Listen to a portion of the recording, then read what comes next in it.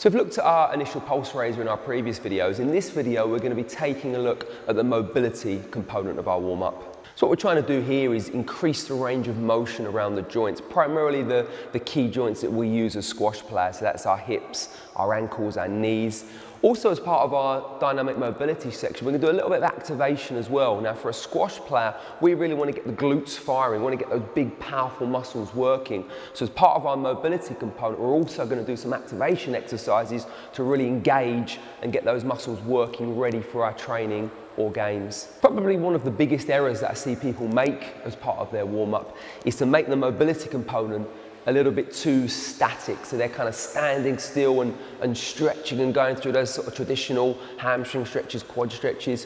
What we're looking at with our dynamic mobility is to be a lot more active. We want to be getting the muscles working a much more sort of natural way, movement based, and making sure as well that we're not sort of standing still and letting the heart rate drop. By moving that heart rate elevation we got in the first part of a warm-up, we're going to maintain that throughout this second part. So for the mobility section of our warm-up here, you can see Adrian's trying to work across those key areas that are important for the squash player. So we're looking here at leg swings for the hip. We can work those front and back as well. So working side to side, so we're sort of working the adductors, the abductors. If Adrian now turns to the side and does the sort of front and back, working more through the hip flexors, the glutes. We're sort of working all of those muscles all in and around that hip joint complex there. Another one we can work with is the knee to chest, heel to floor. So again, we're still working around the hip, bringing a little bit of work in for the ankle. You can see Adrian's getting his heel down to the floor now to kind of mobilize those muscles in and around the calf, just sort of driving that leg up. Another good one is to sort of work on an opening and closing of the hips, so sort of stepping up and round and back. You'll see football players often do this one to sort of release those muscles in and around the groin area. And again, you've got various sort of lunges you can bring in as well. So lunging through, making it specific, just sort of gradually increasing that range of motion through your lunge action. You can add in sort of twists and turns into this as well to make it a little bit more specific to the game. The other thing that we look at as part of this mobility section, going back to our RAMP acronym, is that activate element.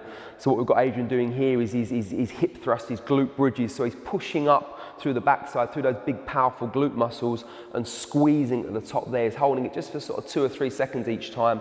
And what we're trying to do here is really getting those glutes firing, those big powerful muscles on the back of the body. By doing this, Adrian is engaging those muscles and then getting them ready to activate when he actually comes into his match.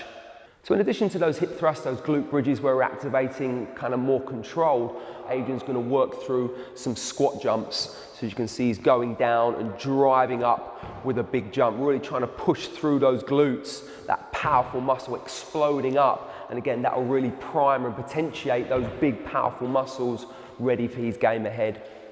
We also need to make sure that we individualize these drills. So we're going to give you some examples here, but you've got to look at yourself as an athlete. What areas do you feel need that little bit more work? Some people are going to want to concentrate more on the hips, some on the ankles, shoulders, elbows. It's going to be different areas for everybody that they're going to need to focus that little bit more. And to really make sure when you do this mobility component, use what we've got here as our examples as kind of a framework, but do add it on and individualize it for yourself to make sure it's specific to you as well.